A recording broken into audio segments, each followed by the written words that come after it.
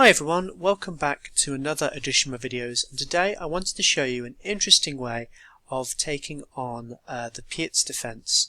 I have actually covered this particular variation before in a chess blog that I published a few months ago, where I've actually looked at this particular variation and some of the history behind this particular variation, as that's just as exciting as the variation itself.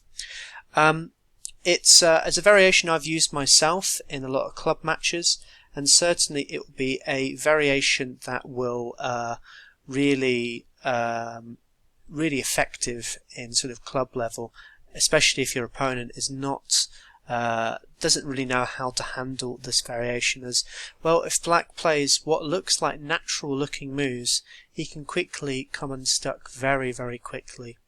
The first game I wanted to show you is a very famous game. It comes from the 1978 Chess Olympiad. It's known as the Chinese Immortal, and well, you'll see why it's called the Chinese Immortal in just a bit, as the player who plays on the white side sacrifices a number of pieces and delivers a very stunning mate against the Dutch Grandmaster Jan Donner, quite a famous Dutch Grandmaster, as he wrote quite a lot of articles, quite a lot of things about chess. I think he totally underestimated his opponent, and it's interesting in some of the comments on this game, he actually was shocked to see that an Icelandic Grandmaster would lose to a Chinese player. And he wondered how could anyone lose to a Chinese player at this time. Bear in mind, China wasn't the dominant force it is at chess back in those days. And well, unfortunately, Jan Donner got his answer as to why why a Chinese man can beat a chess grandmaster in this particular game. So the game started e4, d6. d4 and then knight to f6. So we have what's known as the Pirc Defense. It's one of the many hyper-modern defenses that white can play against 1e4. Here black neglects his control on the centre and classical development, but he allows white to build up a big centre here to eventually take it down with his much more active pieces. It is a risky strategy, but one, if white is careless in how he positions his pieces, very effective. So typical plans here from black are looking, if he's playing on autopilot, which quite often you might find a lot of club players do. If he plays moves like g6, bishop to g7 and castles, this particular variation is very effective against that. So knight to c3, white has got to defend his e-pawn. g6 is played.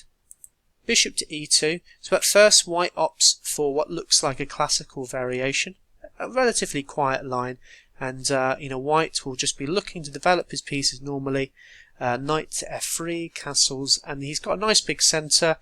He can hope to have a nice advantage because he's got a much bigger centre than black. Of course, black can argue he's going to be, in true hypermodern style, be trying to dismantle white's centre and use a lot of counterplay to try and win the game. So bishop to g7, getting a bishop onto this diagonal, and now we have the start of this particular variation, the pugnacious looking g4, known as the Chinese variation. A move definitely worth analysing, and one where white scores extremely well.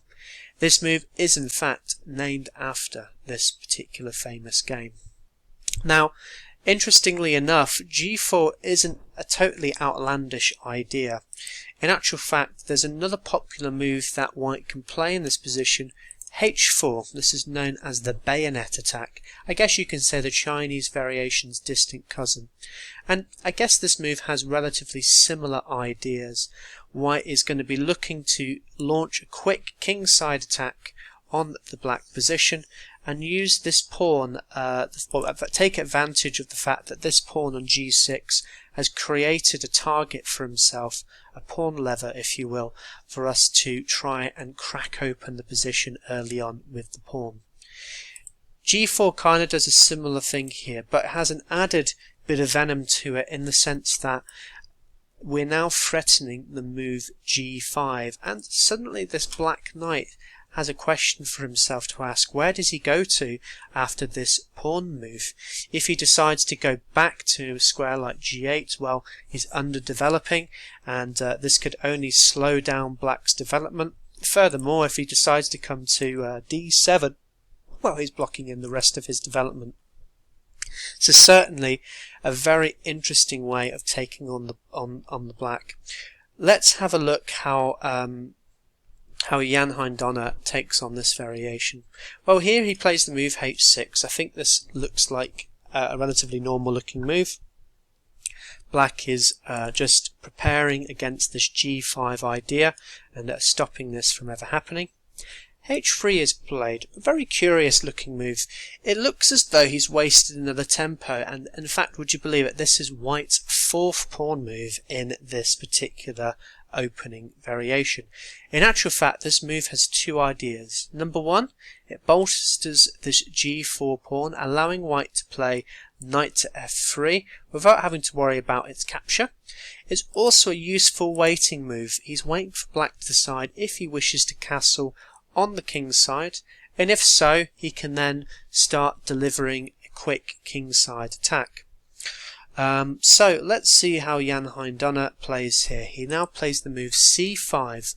In order for black to meet this dangerous variation, he must get on with his own counterplay, and this is a very typical plan in the Pirc Defense, getting on with a quick queenside attack against white's position. Now here d5 was played. Another move he could have also considered was taking here. There's actually an interesting variation that continues queen to a5. So, black is actually gambiting a pawn here. After the queen comes to d3, he's got to defend a few pieces here, as there's a few pieces that are potentially being pinned and hanging. The knight can come to c6. After this capture of the pawn, in actual fact, after this particular variation, it's quite interesting. White still probably has a small edge here, but it is black who has got a lot of active pieces. It's very difficult for white to develop easily in this particular variation, which is why I would say I probably prefer black's position here, despite the fact that he's down just one pawn in this particular variation. So going back to this point here, so instead of capture, Liu moves his pawn forward, and here we have black's first mistake in this position. How would you believe it? How would such a natural looking move be so bad, you may ask? Well, the problem is this move, by castling, opens up black's hand. It has now revealed the postcode, or if you're from America, the zip code of his king, and allows black to deliver a devastating kingside attack. So now h4 is played.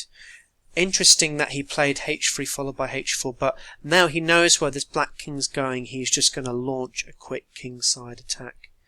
e6 is played. Black tries to strike in the center. When you attack on the flank, you should always strike in the center.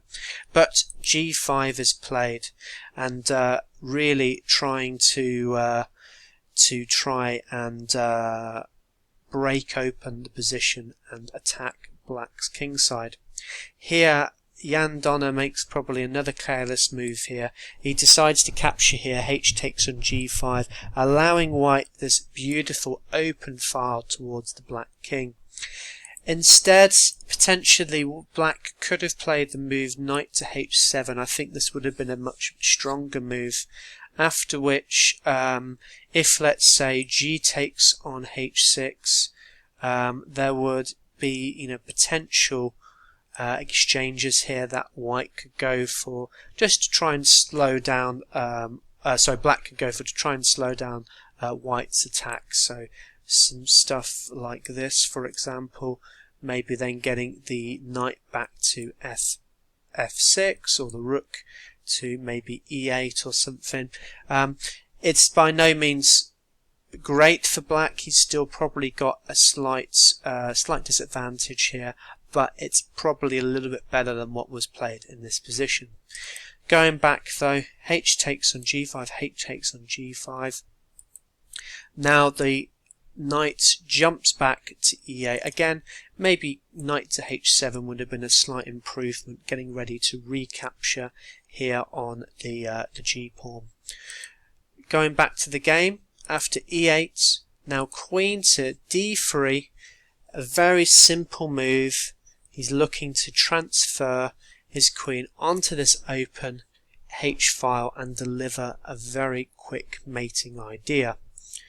Now e takes on d5 is played, the knight jumps in to d5, knight to c6, queen to g3, and bishop to e6, the final blunder by Donna.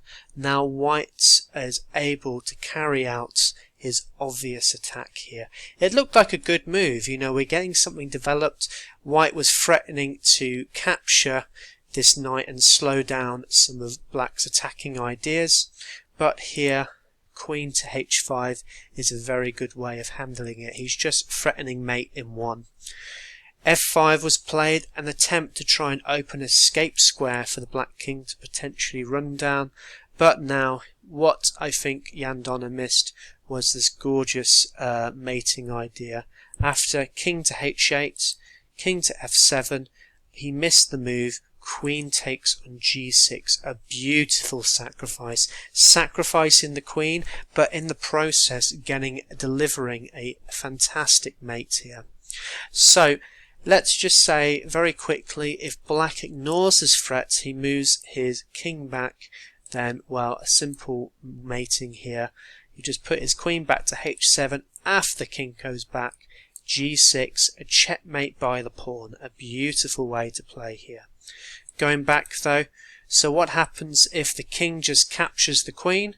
Well, after this, queen to h5 check, and now king to h7, no other square he can go to. These are all forcing moves. Bishop f7 check, bishop h6 forced is the only move that black can play here. g6, and then against both, there's two moves here that both lose in this position. So if, let's say, the king goes to h8 firstly, well, we just capture this bishop. After the king goes to g7, this rook can deliver mate in one. Notice this escape square by this knight. Really great knight in this position, defending this key escape square for the black king. But going back, instead of this, if let's say the king goes to g7, which was what was played in the game, a beautiful finish to a beautiful game. Bishop takes on h6. In fact, Jan Donner resigned in this position as well. There is a simple checkmating idea here. After the king goes to h8, which is the only square it can go to, now bishop takes on f8. This is a discovered check on the king. There's only one move to stop checkmate in one, that being queen to h4, a pretty depressing move that you would have to play here as black, as afterwards rook takes on h4. This is in fact checkmate. A beautiful game and a beautiful start to this particular variation. So we're going to have a look at some more games. I will show you some ways that black can play that I think give black probably some equality, and show at least that black can probably survive this position. So let's have a look at some more games. So let's have a look at our second game here. This was in fact played in a simultaneous exposition between Yasser Seirawan and a relatively unknown player. I don't know if he's any good at all, just named as Jay Gams. Don't know anything more about that than that. He's probably no stronger than most of your average club player playing against Yasser Seirawan in a simultaneous exposition on the black side. So we'll get to our position. Now, interestingly enough, Yasser Seirawan, he is a expert on the Pirc Defense. So he might have seen it as either an insult or probably more likely an honour. He's not a nasty person, Yasuo, as we know. That someone would play his favourite variation against himself. But here I think Yasuo wanted to go for a little bit of fun, and he decided to play the move G4 here, entering into our Chinese variation. Now, in this position, Black makes his first mistake, castles. As I stated in game 1, Black is best to get on with his queenside attack. He needs to try and delay castling as long as possible, I think, in order to handle this variation. Now G5 is played, one of the main ideas in this variation, to dislodge this knight from this natural square, and now knight to F to D7, probably not the strongest move. Notice now it really jams up Black's development here.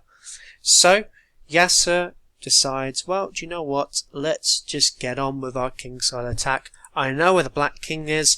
Let's just go for it. He plays H4 here in this position, going after this this pawn lever now. Rook to H8 is played. H5, simple ideas, and now knight to F8. I guess a natural move by the club player.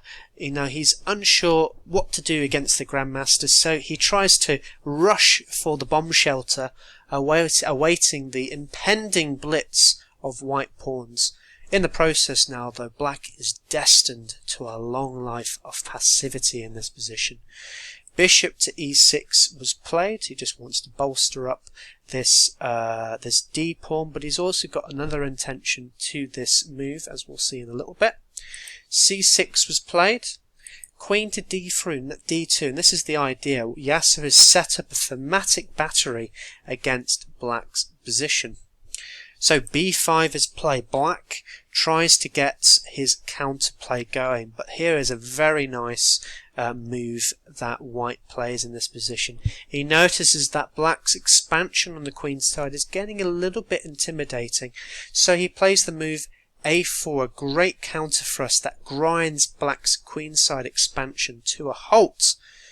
B4 is played here, and the knight goes back to D1. It looks as though the white knight is very passive here. In actual fact, what we're going to find is that the white knight is likely to reroute the black to the king side. So watch this knight for a little bit. A5 was played, F4, E6, knight to F2. So now this knight, I was telling you about the fact that it was very passive here. It's now entered into the attack. It's going to be jumping maybe into squares like G4, maybe infiltrating on a square like G6 or F6 or something in the attack. So F5 was played. Black just has to strike out here, but he does so at the wrong point in this position. G takes on F6. The queen took back. Knight to F3. Rook to A7. So Black is trying to defend his position from afar with the rook. But now the knight jumps into G for a nice tempo gaining move, but also getting his piece, another piece, into the attack. Queen comes to E7, and now Black's king side starts to dissolve. H takes, knight to H6 with check. Not a whole lot that Black can do here.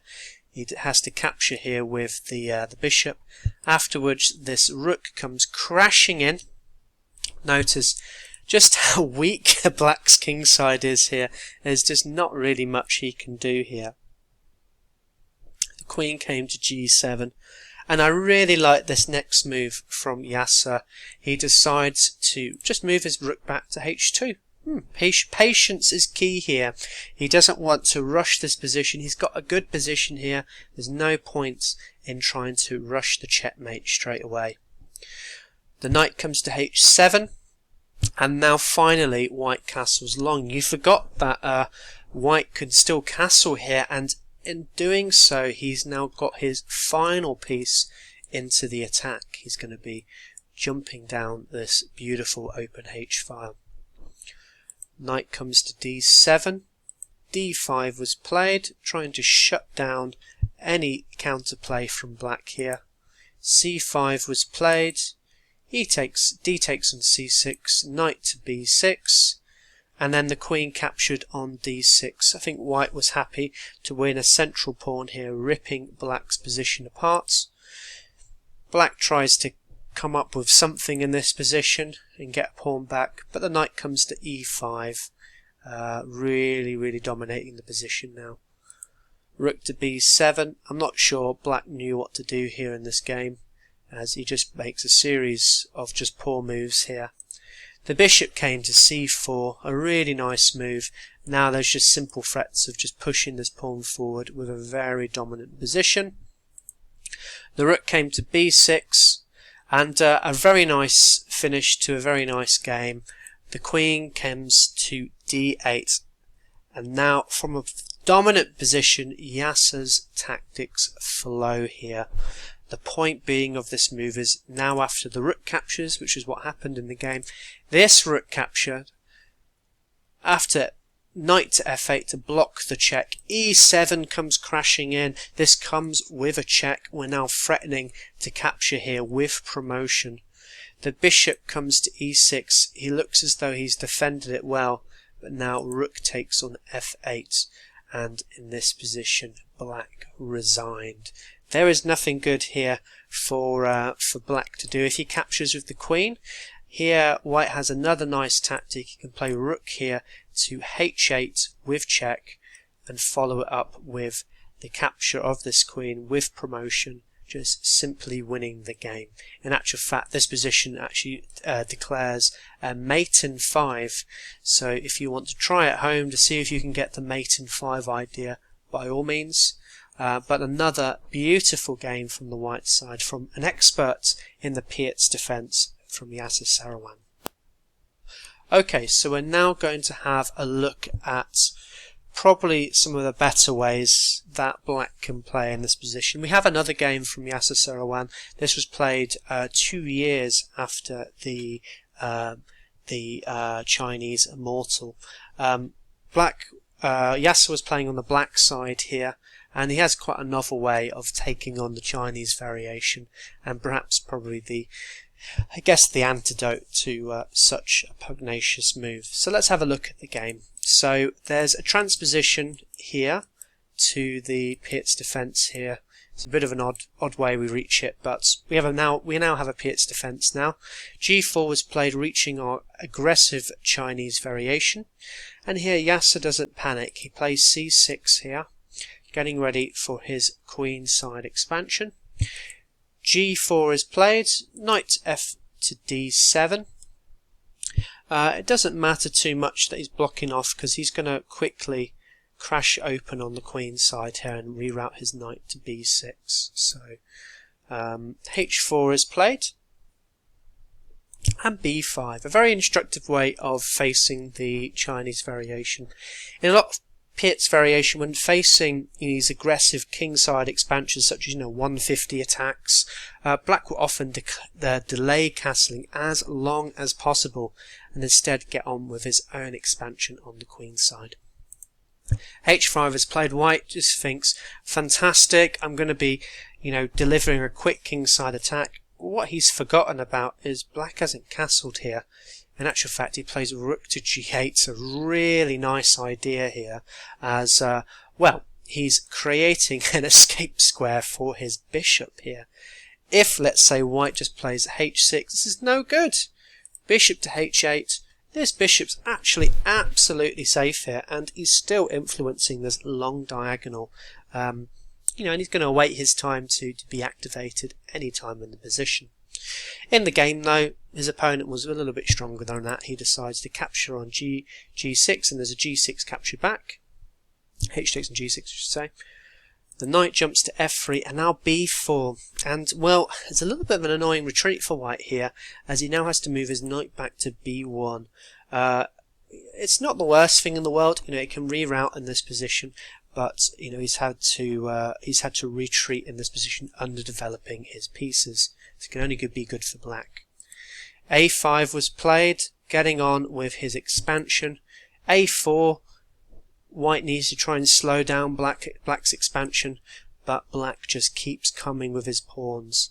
Now the knight moves to b6. It's gotten out of the way for his other pieces to develop, and it's already starting to create some problems for white. c4 was played, trying to slow down things a little bit, and this is my favourite move of this position, king to d7. What a move. Yasser, seeing that his centre, you notice here it's all been locked up now. Black just basically says, well, I'll get my king safe. I'll move it across to this side over here, to the queen side, and I can only be better in this position as I've got this open file I can go after now and really start creating problems for white, who's nowhere near from castling in this position. So really, really nice idea. Knight comes b to d2, rook to h8, now getting onto this open file. The tables have turned for white. He was hoping to use this open h file to generate a big attack. It is now black who is on the attack here. The rook comes to g1, he wants to get out of this, he doesn't want anything to do with this open file. A king comes to c7, rook to b1, rook to h3, b3, queen to h8. Black begins his infiltration into the white camp. This knight jumps to f1, trying to get over to defense of this shattered king side. Notice here, actually, is interesting, this white king can't castle anymore in this position, and meanwhile black's king, although it couldn't castle either, has actually got himself into a relatively safe position now. Bishop to f4, knight to e5. There's a couple of captures here. This queen is on a very active square now. f3 is played, bishop to d7, queen to c2, queen to d4, rook to g2, and then rook to h1, now already creating some problems for white here. Rook to f2, he's got to try and defend this position. Queen to h8, no rush again. A very, very, we just saw in the last game, so he doesn't rush his positions. He slowly turns the screws in these positions. His position's far superior here, and he really exploits the fact that it's far superior. f4 was played, queen to h4, now exploiting this pin. White has got two pin pieces that black is able to exploit here. There's not a whole lot white can do here. He just sort of flounders around, waiting for the position to to end, I think, in this game. E takes an f6, and here is where white makes his big blunder. I think he forgot that his king isn't actually safe in this position, and with e5 he tries to open up the position, but by opening the centre, black's pieces comes flooding in. There's a couple of captures here. The rook comes to f8, now exploiting the pin. There's all kinds of problems for white now.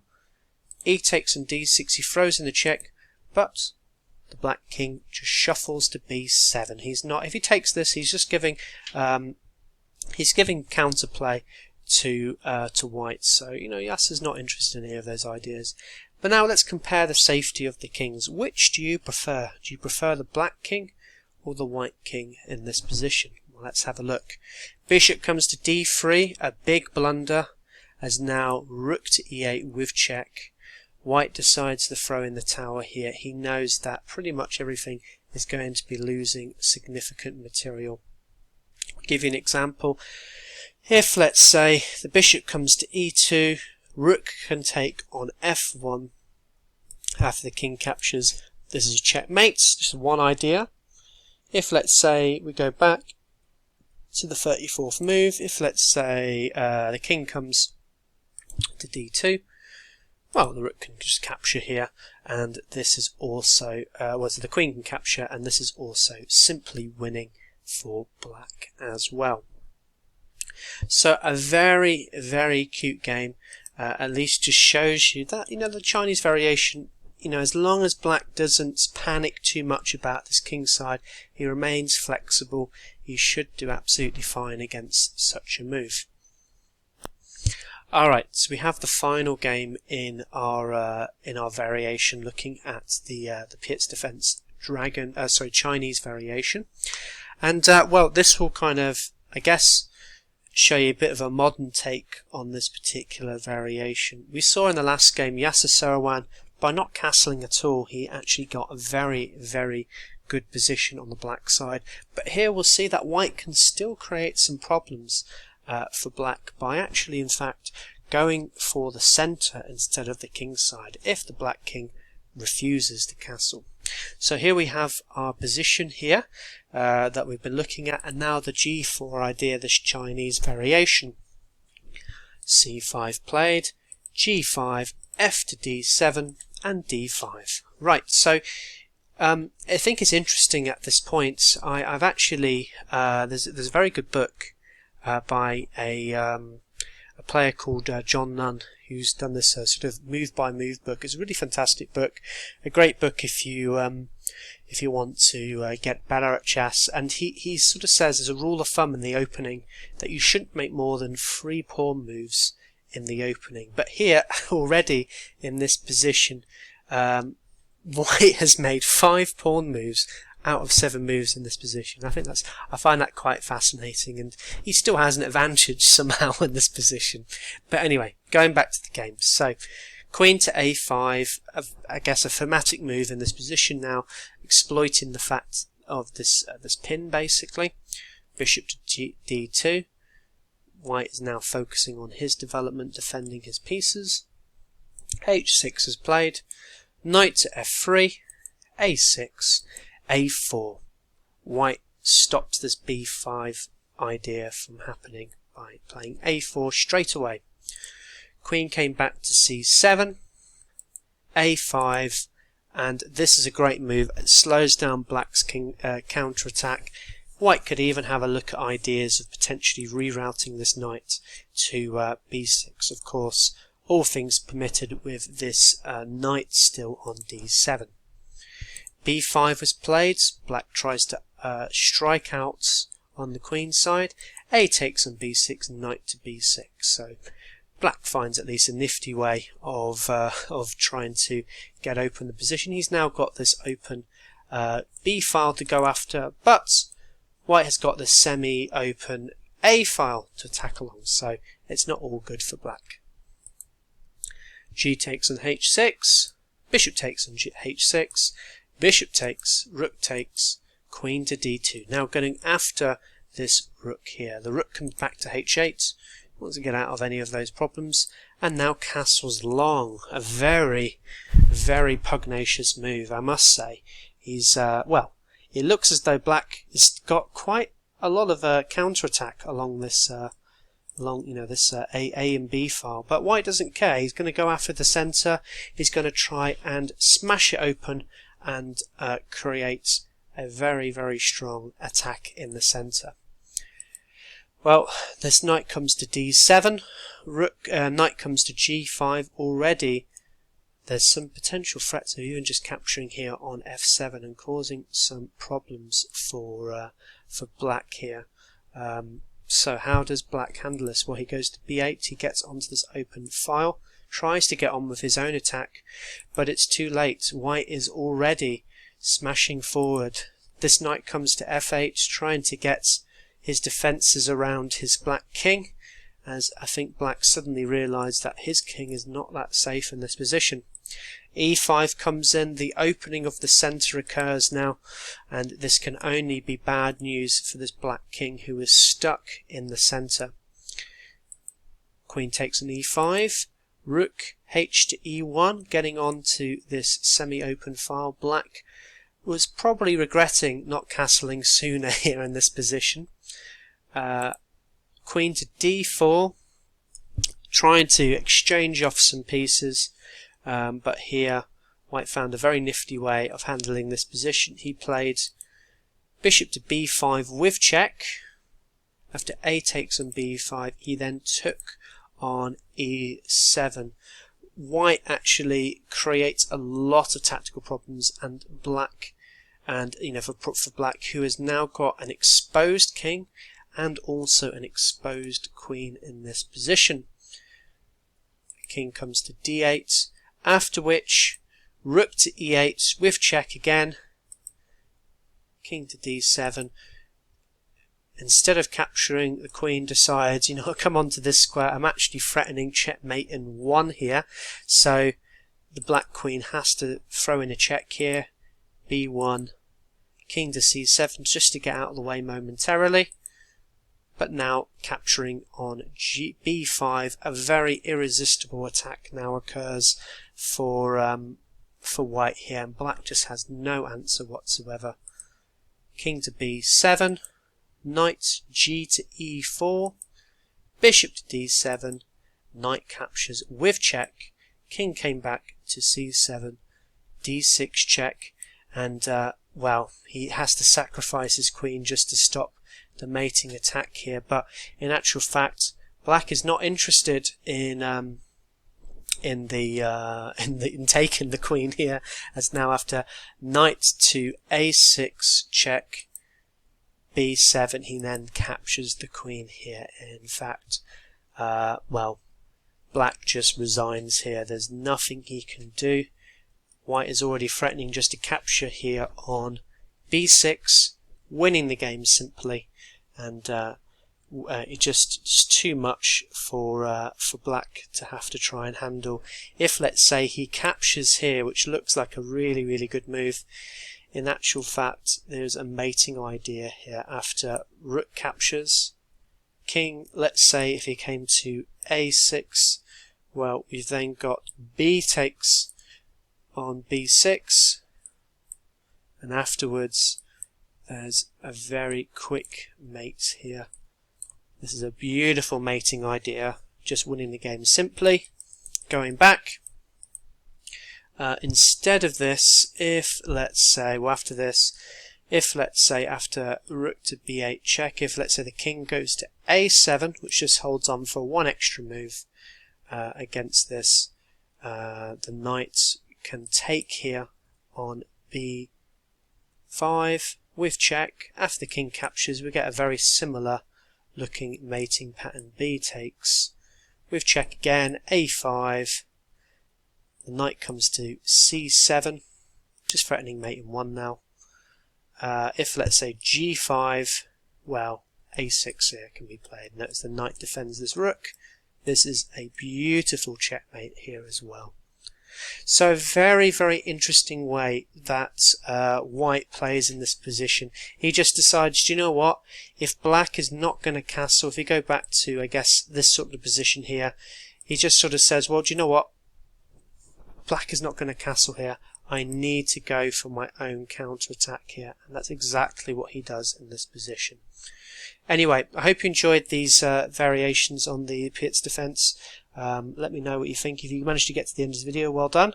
And I hope you've already subscribed to the channel, like the video if you haven't already. But I hope you enjoyed these games. Take care. Bye.